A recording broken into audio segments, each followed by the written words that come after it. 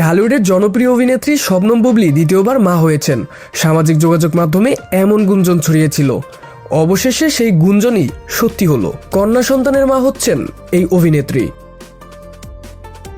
শুক্রবার 5 জন ফেসবুক অ্যাকাউন্টে এক পোস্টে নিজে এ তথ্য জানিয়েছেন বুবলী। ওই পোস্টে বুবলী লিখেছেন, আলহামদুলিল্লাহ, মহান আল্লাহর অশেষ রহমতে আমাদের পরিবারে একটি কন্যা সন্তানের আগমন হয়েছে।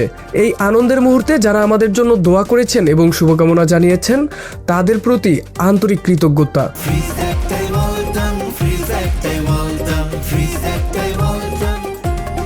তিনি আরও লিখেছেন, আমাদের মেয়ের জন্য সবার দোয়া কামনা করছি।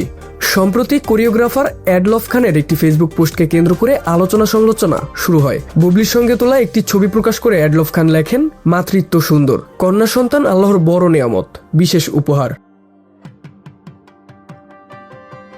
অভিনন্দন আর অনেক দোয়া শবনম বুবলী।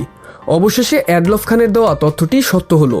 2018 সালের 20 জুলাই শাকিব খান ও শবনম বুবলীর বিয়ে হয়। পরে 2020 সালের 21 মার্চ যুক্তরাষ্ট্রের একটি হাসপাতালে তাদের পুত্র সন্তান শেহজাদ খান বীরের জন্ম হয়।